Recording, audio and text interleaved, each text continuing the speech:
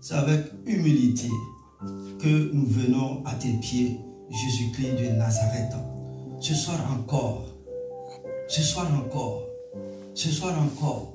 ô Père éternel, fais-nous la grâce, visite-nous par la puissance de ton Esprit Saint.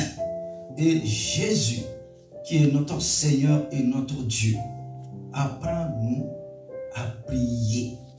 Comme tu as prié sur la terre des hommes, les aveugles ont retrouvé la vue, les sourds ont entendu, les paralytiques se sont levés, les morts sont revenus à la vie et la puissance du royaume a été manifeste et les âmes sont venues à Dieu le Père. Jésus, quand tu priais, quelque chose se passait sur cette terre des hommes. Père, ce soir encore, que l'esprit de prière nous saisisse, ces hommes et ces femmes qui sont assoiffés, qui ont besoin de ton toucher. Seigneur, parle-nous, visite-nous, que ta bonne main soit posée sur l'assemblée de ton peuple et toutes ces personnes qui sont dans ce temps de jeûne et de prière. Révèle-toi à eux et manifeste la gloire de ta toute-puissance. Au nom de Dieu le Père, au nom de Dieu le Fils, au nom de Dieu le Saint-Esprit, nous t'avons prié. Et que quelqu'un dise Amen. Amen, amen, amen. Gloire à Jésus. Oh. Je suis dans la joie. Veuillez vous asseoir. Voilà. De vous voir debout. Tout le monde est debout. Rempli de la force de l'Esprit de Dieu. Que l'Éternel Dieu des armées vous bénisse encore à cette soirée. Donc, je continue l'enseignement sur ce thème, le pouvoir caché du jeûne et de la prière. Il y a un pouvoir caché, une force cachée dans le jeûne et la prière. Partie 2. L'enseignement de Jésus sur le jeûne. L'enseignement de notre Seigneur Jésus-Christ de Nazareth sur le jeûne et la prière. Prenez vos Bibles avec moi, mes bien-aimés frères et sœurs. Et nous allons lire ensemble deux textes. Un premier texte dans l'Ancien Testament et le deuxième texte dans le Nouveau Testament, bien sûr. Et nous lisons dans le livre du prophète Ésaïe. Ésaïe au chapitre 58, les versets 3 à 11. Ésaïe commence ce verset par une question. À quoi nous sert-il de gêner si tu ne le vois pas, de nous humilier si tu n'y fais pas attention? C'est que le jour où vous gênez, vous accomplissez vos propres désirs et traitez durement tous vos ouvriers. Verset 4. Votre jeûne débouche sur des procès et des disputes, sur de méchants coups de poignet. Vous ne gênez pas comme vous le faites aujourd'hui, de manière à faire entendre votre voix là-haut. Verset 5. Est-ce un jeûne de ce genre que je préconise, un jour où l'homme s'humilie? S'agit-il de courber la tête comme un réseau? Faut-il se coucher sur le sac et la cendre? Est-ce cela que tu appelles un jeûne, un jour agréable à l'Éternel? Verset 6. Voici le genre de jeûne que je préconise. Détacher les chaînes dues à la méchanceté. Dénouer les liens de l'esclavage. Renvoyer libre ceux qu'on maltraite. Mettez fin aux contraintes de toutes sortes. Verset 7. Partage ton pain avec celui qui a faim et fais entrer chez toi les pauvres sans foyer. Quand tu vois un homme nu, couvre-le. Ne cherche pas à éviter celui qui est fait de la même chair que toi. Verset 8. Alors, ta lumière jaillira comme l'aurore et ta restauration progressera rapidement. Ta justice marchera devant toi et la gloire de l'Éternel sera ton arrière-garde. Verset 9.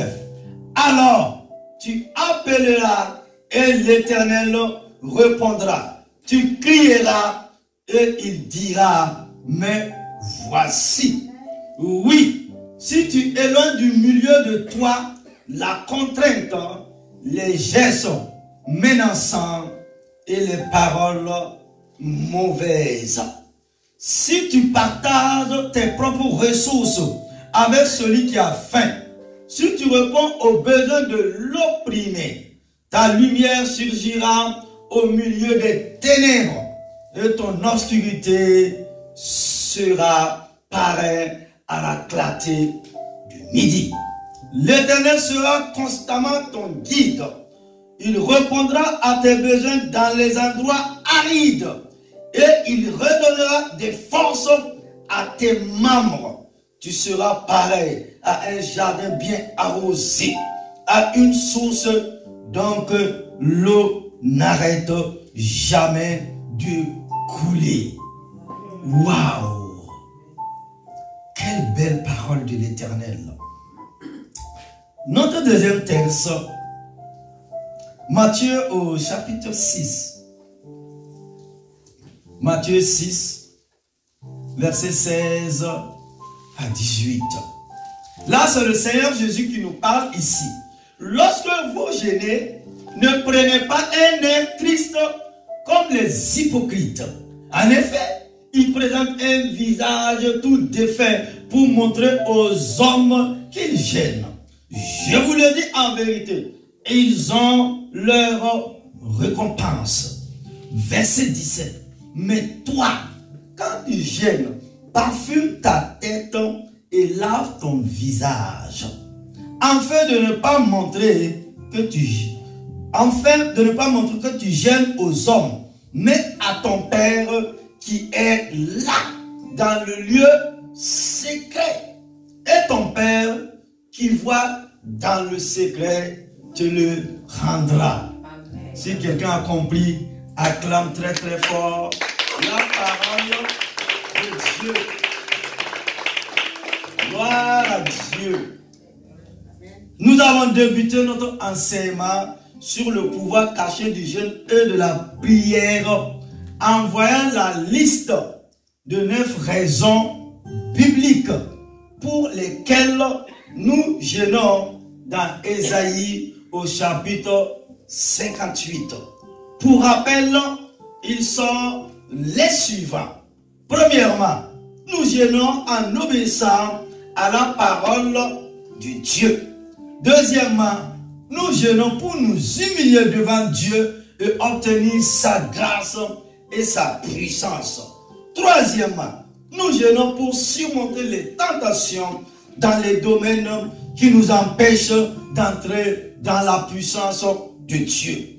Quatrièmement, nous jeûnons pour être purifiés du péché et pour aider les autres à se purifier également. Cinquièmement, nous jeûnons pour devenir faibles devant Dieu, afin que la puissance de Dieu puisse être forte. Sixièmement, nous jeûnons pour obtenir le soutien de Dieu afin d'accomplir sa volonté. Septièmement, nous jeûnons en temps de crise. Sinon, nous jeûnons en temps de difficulté. Sinon, nous jeûnons en temps où nous rencontrons toutes sortes de problèmes. Huitièmement, nous jeûnons pour la compréhension et la révélation. Et neuvièmement, nous jeûnons lorsque nous recherchons la direction de Papa bon Dieu. Oh, alléluia. Homme frère, je vous propose de voir en seconde partie de notre enseignement, de notre message, l'enseignement de Jésus sur le jeûne et la prière. Si nous voyons les paroles de Jésus en Matthieu chapitre 6, lorsque vous jeûnez, n'ayez pas comme les hypocrites une mine triste pour bien montrer à tout le monde qu'ils jeûnent. Ils prennent des visages défaits. Vraiment, je vous l'assure, leur récompense, ils l'ont dorée et déjà reçue. Toi, au contraire, si tu veux jeûner, parfume tes cheveux et lave ton visage pour que personne ne se rende compte que tu es en train de jeûner. Que ce soit un secret entre toi et ton Père qui est là dans le lieu secret. Alors, ton Père qui voit ce qui se fait en secret te le rendra. Matthieu au chapitre 6, versets 16 à 18. Premièrement, le contexte religieux au temps de Jésus. Le contexte religieux au temps de notre Seigneur Jésus-Christ de Nazareth. Ce texte, lui, est extrait d'un long discours de Jésus dans lequel il mentionne d'autres actes de piété tels que la prière et l'aumône. De toute évidence, à l'époque de Jésus, certains pratiquent ces actes de piété à la vue de tous et de façon très visible. Lorsque de telles personnes jeûnaient, elles voulaient que tous le sachent. Elles affichaient une mine défaite car elles veulent être sûres d'attirer l'attention des autres sur le fait qu'elles jeûnaient. Ces gens semblaient jeûner tout simplement pour être bien vus et avoir une bonne réputation. Et c'est cette attitude, cette motivation que Jésus dénonce. Notez-le bien, Jésus ne condamne pas le jeûne en soi. Il remet plutôt en question toute pratique pieuse à laquelle on peut avoir recours pour avoir des raisons injustes. Notamment celle qui consiste à vouloir à tout prix jouir d'une bonne réputation auprès des hommes. Le jeûne concerne seulement la personne qui jeûne et Dieu. Alors, pourquoi, en le pratiquant, attirer l'attention sur soi? Pourquoi plutôt ne pas demeurer silencieux dans la présence de Dieu? Deuxièmement, les propos de Jésus. Dans son discours, Jésus explique que ceux qui jeûnent en public ont déjà reçu leur récompense, tandis que ceux qui jeûnent dans le secret recevront une récompense de leur Père céleste. Maintenant, Église, peuple de Dieu, je vous pose cette question. Que signifient ces propos de Jésus? Si nous accomplissons de bonnes œuvres dans l'espoir d'être bien vus des hommes, alors nous irons probablement de leur estime et recevront leur louange. Toutefois, ce sera tout ce dont nous hériterons, car de tels actes seront dépourvus de valeur. Ils n'aboutissent à aucune récompense spirituelle. Toutefois, si nous pratiquons de bonnes œuvres sincèrement pour nous approcher de Dieu en toute discrétion, alors en son temps, le Seigneur nous comblera d'une récompense spirituelle. Et vers la fin de son discours, Jésus nous incite à amasser des trésors dans le ciel plutôt que d'amasser des richesses sur la terre. Mais quelles sont donc ces récompenses qui sont le résultat d'une vie de foi vraie, discrète et honnête? Il faut bien le préciser. Et l'enseignement de Jésus l'explique. Nous ne devons pas nous attendre à recevoir des récompenses matérielles en guise de réponse à notre foi et à notre amour pour Dieu. Non, notre récompense sera céleste. Elle sera d'ordre spirituel. Et ces récompenses spirituelles ont une valeur infiniment supérieure à toutes les autres richesses matérielles. Maintenant, je vous pose une question, Église. Et vous qui nous suivez, mais en quoi consiste-t-elle exactement? Notre trésor dans le ciel est tout simplement Dieu. L'éternel Dieu. Lorsque nous pratiquons le jeûne ou d'autres actes de piété avec un cœur sincère devant Dieu et non pour les hommes, alors Dieu se donnera à nous. Il se révélera. La pratique de la piété nous rapproche de Dieu. Car lorsque nous nous approchons de lui, il s'approche de nous.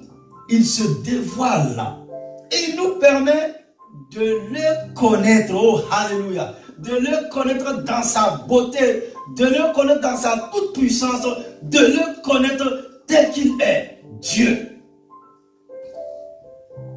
Dans les 2 chapitres précédents, nous avons appris que durant la période de temps relatée par l'Ancien Testament, le jeûne était souvent pratiqué au moment du deuil ou à l'occasion de grandes crises nationales ou personnelles. Il pouvait aussi véhiculer le profond regret d'une personne, sa culpabilité face à des péchés graves. Mais cet enseignement correspond-il à celui donné par Jésus? Ces motivations que nous venons de citer sur le jeûne sont importantes et elles peuvent donner lieu aux récompenses dont nous parlons. Si nous jeûnons parce que nous sommes dans le deuil ou plongés dans une épreuve douloureuse, alors nous exprimons à Dieu notre dépendance envers lui et notre soumission. Nous lui faisons savoir que le connaître est bien plus important que boire et manger de la bonne nourriture, bien sûr. Que nous sommes prêts à nous priver de tout pour gagner ce qui existe de plus précieux. Sa présence. Oh, alléluia. La présence divine. Si telle est notre motivation, Dieu se donnera à nous. Il se fera connaître. Nous découvrons son réconfort. Nous approfondirons notre connaissance de son amour et de sa grâce. Si nous jeûnons aussi à cause de la peine qui nous accable suite à un péché grave et lui confessons nos fautes, alors nous lui confions que notre désir le plus profond désormais n'est plus de perdre du temps dans les besoins essentiels de la vie, mais plutôt de passer un moment avec lui, de nous réconcilier avec ce Dieu si bon. Se priver de besoins vitaux pour jouir de sa présence et gagner sa faveur, afin de trouver ce qui existe de plus précieux, son pardon et sa miséricorde. N'est-ce pas plus merveilleux encore? Si telle est notre motivation, alors Dieu du haut des cieux répondra et nous accordera son pardon et sa miséricorde. Notre relation brisée sera restaurée. Vraiment, il n'existe pas de trésor plus précieux. Troisièmement, l'exemple de Jésus. Waouh! Nous avons ainsi résumé l'essentiel de l'enseignement de Jésus au sujet du jeûne et de la prière. Toutefois, que pouvons-nous apprendre de son exemple? Lui qui est le Seigneur de la vie, lui qui est le chemin, la vérité et la vie. Que pouvons-nous apprendre de son exemple? Car nous découvrons en Matthieu chapitre 4 qu'après son baptême, il se rendit dans le désert où il passa 40 jours dans le jeûne. Or, la raison n'en était ni le deuil, ni la confession des péchés. Matthieu, l'évangéliste, explique dans son évangile que c'est l'Esprit de Dieu qui conduisit Jésus dans le désert. Et il ajoute que ce fut pour le mettre à l'épreuve. Waouh! Autrement dit, par le jeûne, Jésus prouva qu'il était à la hauteur de la mission que Dieu lui confiait. Par le jeûne et les diverses tentations qu'il subit, Jésus montra qu'il pouvait renoncer au monde pour se consacrer entièrement à Dieu. Jésus, d'ailleurs, l'a déclaré. Waouh! L'homme ne vivra pas de pain seulement, mais de toute parole qui sort de la bouche de Dieu. Matthieu chapitre 4, verset 4. L'homme ne vivra pas de fromage seulement. L'homme ne vivra pas de lapin. L'homme ne vivra pas de ragoût, de bonne nourriture.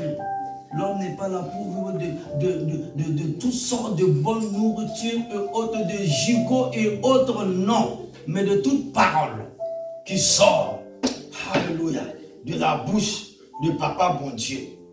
Jésus-Christ prouva que pour lui, vivre une relation de confiance et de dépendance avec le Père était plus important que de manger et boire. Plus important aussi que de jouir d'une bonne réputation parmi les hommes.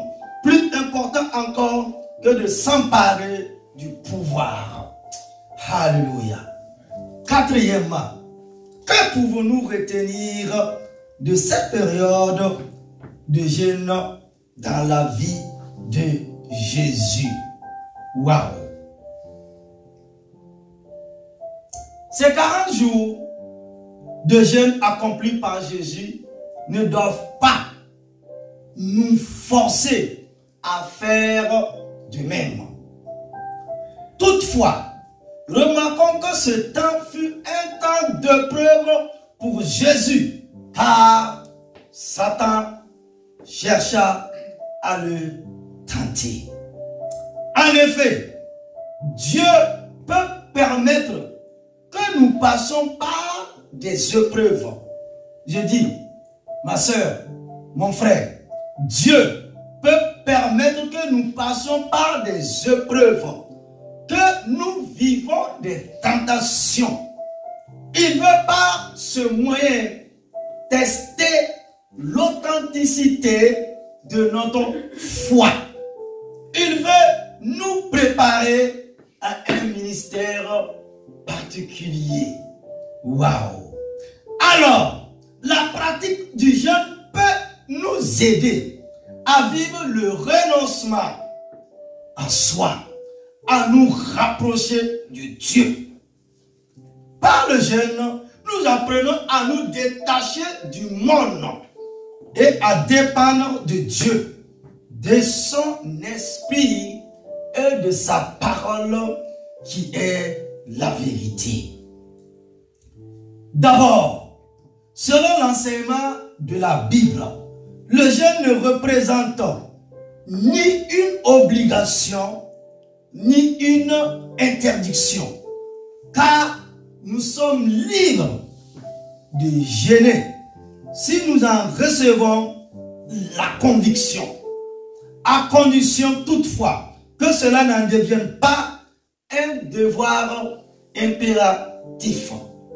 Nous sommes aussi libres de ne pas jeûner si tel est notre désir. Nous ne devons pas non plus imposer le jeûne aux autres, ni les empêcher de le pratiquer s'ils le souhaitent. Ensuite, cherchons-le. Le jeûne ne représente nullement un outil pour faire plier Dieu à notre volonté. Autrement dit, sa pratique ne saura en aucun cas nous garantir une réponse favorable de sa part. Enfin, si nous sommes accablés par le deuil, assaillis de preuves, en proie à la tentation et la culpabilité, par le jeûne, nous approfondirons notre connaissance de Dieu. Nous développerons l'amitié qui nous lie à lui, en se privant de ce qui est essentiel. Nous découvrons des trésors spirituels qui consistent à rencontrer Dieu. Waouh! La rencontre avec Dieu dans le désert. Ma soeur, mon frère, 40 jours, Jésus a rencontré le Père éternel, le Dieu du ciel, dans le désert. Et quand il est sorti de ces 40 jours de jeûne et de prière, il y a eu un boom.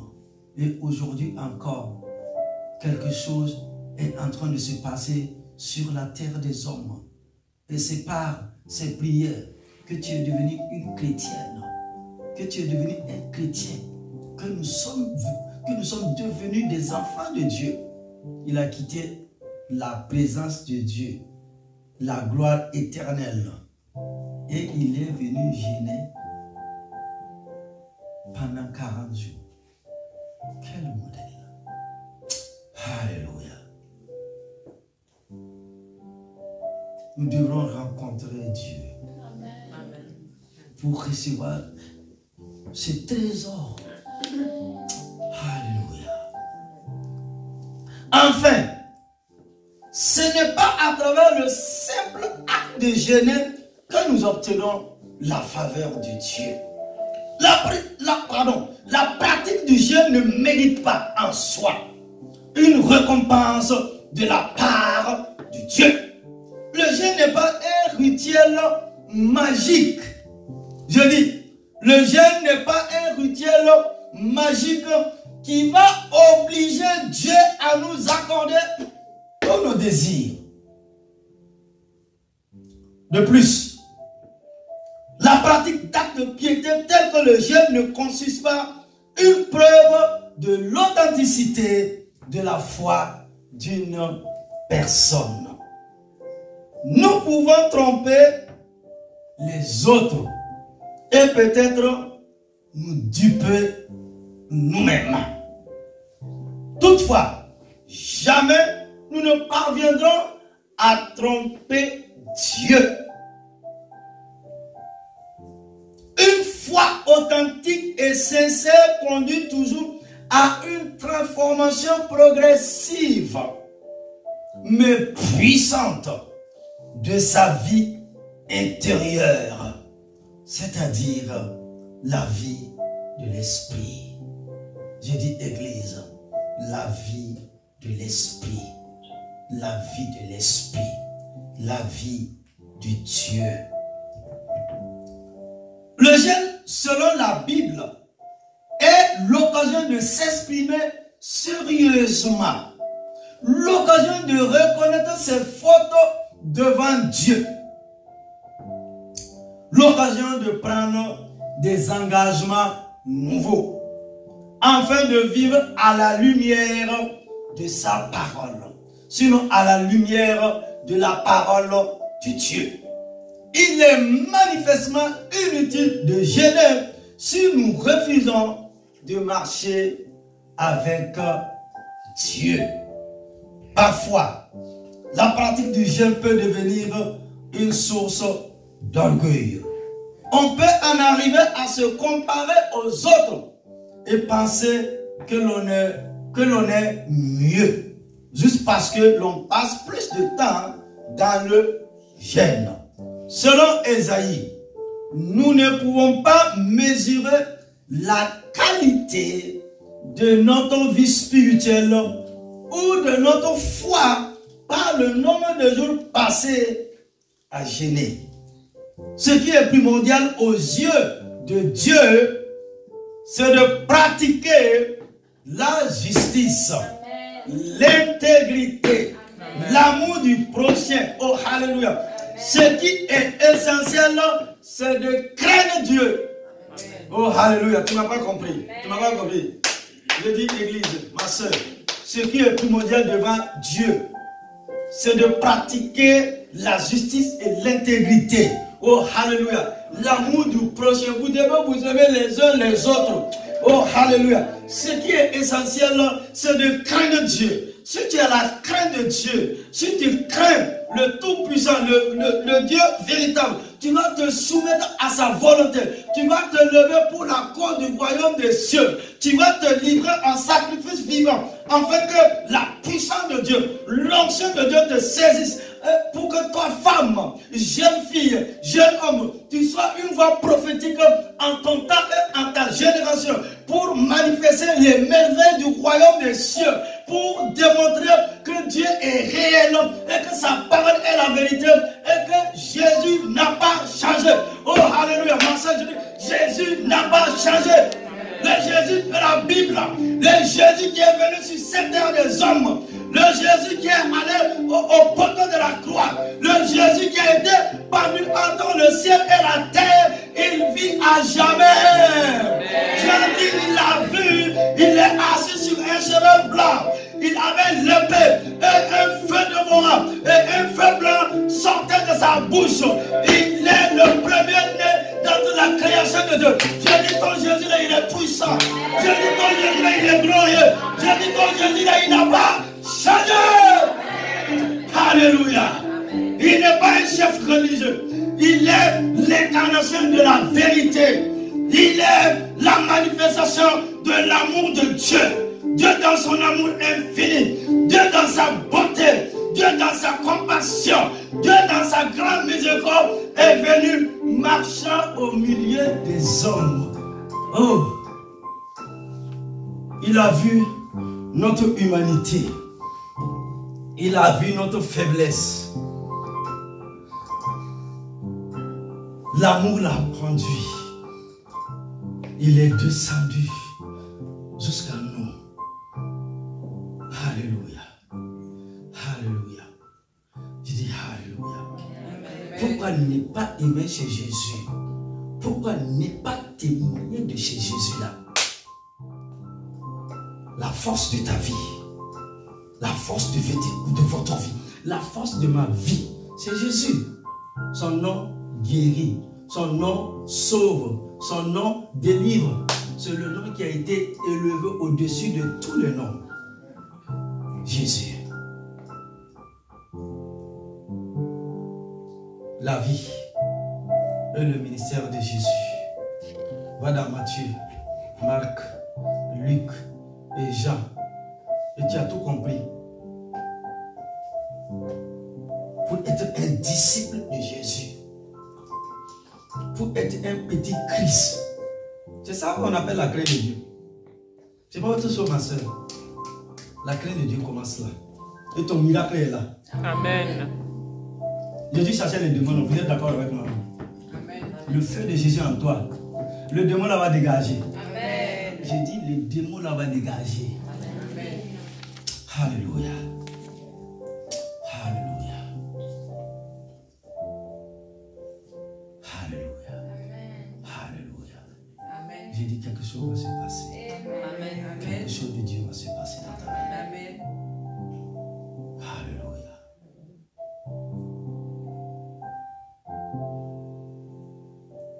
Alléluia. Des leçons importantes à tirer de l'enseignement de Jésus sur le jeûne. Voilà, c'est bien fait. Que pouvons-nous retenir de cette période de jeûne dans la vie de Jésus? Waouh! Nous devons d'ailleurs tirer des leçons très importantes de cet épisode. Notamment que Dieu demeure souverain. Waouh! Dieu demeure souverain. Et que le jeûne n'est pas absolument, n'est absolument pas un moyen pour faire plier Dieu à notre volonté. Est-ce que tu m'as compris? Oui.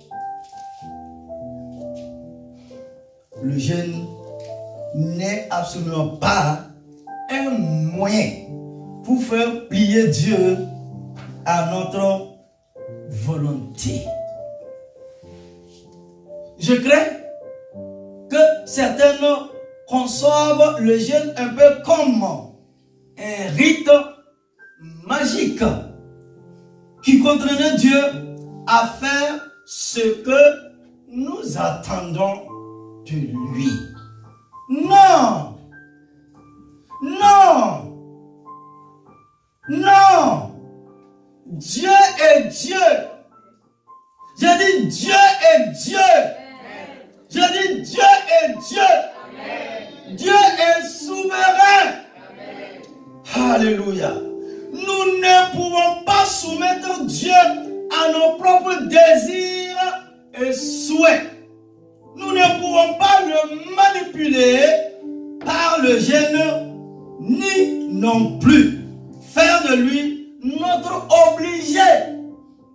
C'est nous qui devons nous soumettre à Dieu et non le contraire. Dieu est souverain, il est libre, puissant. Et le jeûne ne doit pas être un moyen pour nous exercer une quelconque pression sur lui. Alléluia.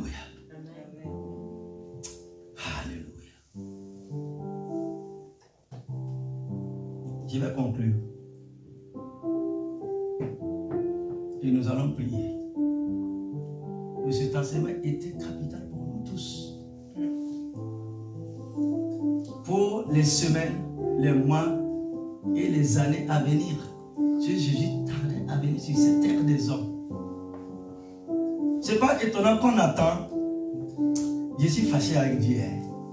Quand j'attends la poussière, je dis la poussière, il dit qu'il est fâché avec son créateur là. Ah, mon ami, vraiment tu as un gros cœur. Tu es fort même. Je suis fâché avec Dieu. Ah, Dieu, pardon, fais-nous la grâce. Ah, si ce n'était pas Jésus là, on nous avait enterrés il y a longtemps. Il y a des choses qu'il ne faut pas jouer avec. On ne rigole même pas avec. On se fâche. le prophète nous a dit, écoute, conclusion.